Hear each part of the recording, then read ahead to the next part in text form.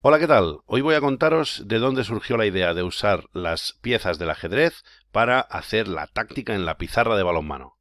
Bueno, si os pongo este gráfico, quizá la mayoría os suene.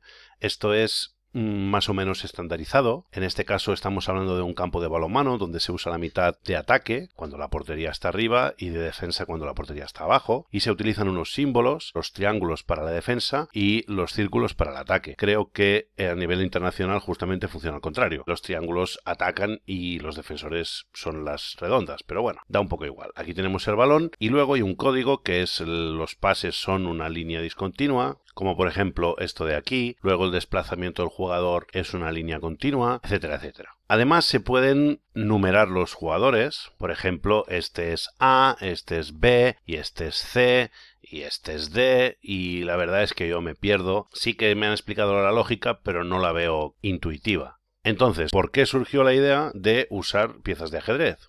Pues bien, lo que estaba buscando era que las piezas de ajedrez, al tener cada una forma diferente, le podemos dar atribuciones y peculiaridades a ese jugador. Cada pieza tiene un rol técnico-táctico y luego podemos ir añadiendo más variables para que de alguna forma el tablero cobre vida y se vea más claro dónde estarán las ventajas o los problemas en el juego. Bueno, yo elegí darles atribuciones técnico-tácticas, que son las siguientes. El rey significa que tiene altura. Esto en balonmano todos sabréis que es una característica importante porque permite, sobre todo para el lanzamiento exterior o para jugar de pivote o para defender haciendo, por ejemplo, blocaje. Entonces es una buena característica. Aquí tenemos los alfiles, a los que les he atribuido la característica de velocidad, ¿no? De que son gente rápida, que en un momento dado pueden penetrar entre dos oponentes con mucha velocidad o realizar una acción de uno contra uno, en definitiva, desplazamiento rápido. Aquí tenemos a los caballos, que serían gente inteligente, ese jugador que ve la jugada, que es capaz de leerla y teniendo en cuenta más variables en la cabeza, ¿no? Aquí tenemos un jugador que se caracteriza por ser fuerte.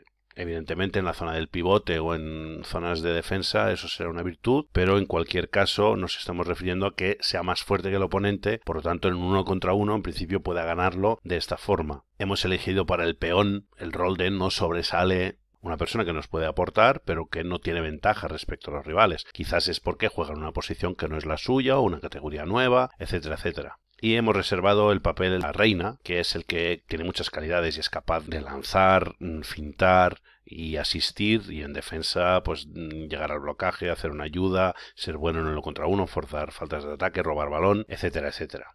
Estos serían los diferentes roles que asignamos a los jugadores. También tenemos más cosas, sobre todo cuando lo hacemos en el ordenador. Por ejemplo, si le damos un color, esto lo podemos hacer con una pequeña etiqueta, por ejemplo, cuando lo hacemos en la pizarra. Pero si tenemos el ordenador, pues le ponemos aquí una sombra de color amarillo. Esto significa que es un jugador que quiere ser protagonista. Aquí estamos entrando en las calidades psicológicas del deportista, pero ya sabéis que es muy importante que coincida una situación de riesgo con alguien que quiera asumir ese riesgo, porque si coincide con gente que no le apetece, pues normalmente por este motivo ya no funcionan las cosas, ¿no? Entonces es bueno que haya jugadores de todo tipo y que cada cual se encuentre situaciones que le favorezcan. Y aquí tenemos también una forma, cambiándole el color, de señalar al jugador que sea zurdo, porque esto es muy importante por el tema de llegar al uno contra uno, tener punto fuerte, tener una buena finalización en un momento determinado. Por definición, ya que en ajedrez las blancas son las piezas que inician la partida, pues haremos que las blancas ataquen y las negras defienden. Evidentemente, utilizar el ajedrez es algo metafórico también porque es el deporte de estrategia por antonomasia, donde dos jugadores con apenas 50% de posibilidades, el mismo equipo en cuanto a características, se enfrentan para ver cuál es capaz de usar mejor sus piezas. Entonces, en esta pizarra de información mínima tenemos claro qué jugadores atacan, cuáles defienden, quién tiene el balón y dónde están posicionados, pero no cuáles son las diferentes cualidades y cómo influirán en el juego, en el desarrollo de las distintas variantes que nos puedan surgir. En cambio, cuando vemos la jugada de esta otra forma, vemos una 6-0 defensiva, vemos el ataque más o menos estándar en 3-3, pero ya el análisis nos invita a ver las cosas con más profundidad y mucho más detalle y más fieles a lo que será la realidad.